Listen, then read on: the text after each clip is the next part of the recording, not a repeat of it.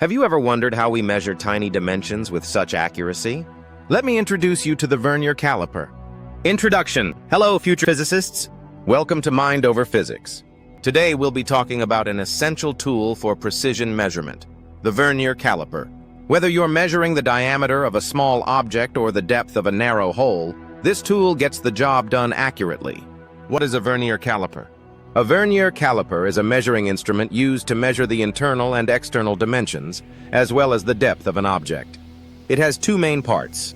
Main scale measures whole units like centimeters or inches. Vernier scale gives more precise readings by dividing the main scale units into smaller parts. The combination of these two scales allows us to measure with an accuracy of up to 0.01 centimeters. Simply place the object between the jaws, slide the vernier scale, and read the measurement from where the two scales aligned.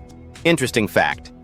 Did you know that the Vernier Caliper was named after a French mathematician, Pierre Vernier, who introduced this precision concept in 1631? Funny fact.